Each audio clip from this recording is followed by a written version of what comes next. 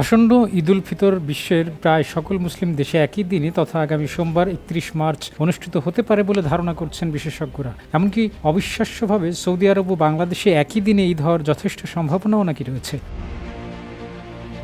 বৈজ্ঞানিক মূল্যায়ন, জ্যোতির্বিদগণের গণনা এবং আধুনিক পর্যবেক্ষণগত তথ্যের ভিত্তিতে শাওয়াল ১৪৪৬ হিজরি বা ২০২৫ সালের ঈদুল ফিতরের চাঁদ দেখার সম্ভাবনা নিয়ে পূর্বাভাস দিয়েছে space and upper atmosphere research commission সুপারকো।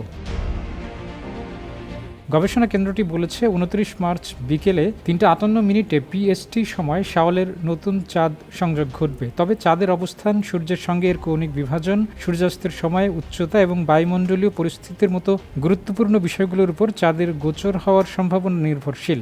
Jamuna electronics ঈদে ডাবল খুশি অফার সিজন 3, যে কোনো পণ্য কিনলেই পাচ্ছেন নিশ্চিত ঈদ উপহার। তাদের বিশ্লেষণ অনুযায়ী সৌদি আরবে আগামী ২৯ মার্চ চাঁদ দেখা প্রায় অসম্ভব, কারণ মক্কায় চাঁদের বয়স সেদিন সূর্যাস্তের সময় প্রায় ৫ ঘন্টা হবে। এর ফলে সৌদি আরব ও মধ্যপ্রাচ্যে ৩০ মার্চ চাঁদ দেখা যাওয়ার সম্ভাবনা রয়েছে। সেই হিসেবে তারা ৩১ মার্চ ঈদ উদযাপন করতে পারে।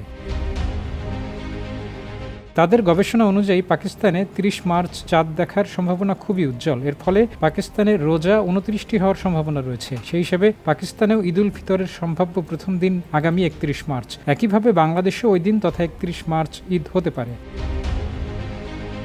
ঢাকা বিশ্ববিদ্যালয়ের আরবি বিভাগের চেয়ারম্যান এহসানুল হক জুবায়ের বলেন, ২৯ মার্চ ঢাকায় সূর্যাস্তের সময় নবচন্দ্রের বয়স হবে মাত্র ১ ঘন্টা ১৬ মিনিট। এ চাঁদ খালি চোখে তো নয়ই, টেলিস্কোপ দিয়েও দেখা যাবে না। পরদিন ৩০ মার্চ সন্ধ্যায় ঢাকার আকাশে যখন চাঁদ উঠবে তখন সেটির বয়স হবে ২৫ ঘন্টা ১৬ মিনিট। আকারে কিছুটা ছোট হবে, তবে খালি চোখে দেখা যাবে। তাই বাংলাদেশে ২৯ রোজা এবং ৩১ মার্চ ঈদুল ফিতর উদযাপিত হওয়ার সম্ভাবনা রয়েছে।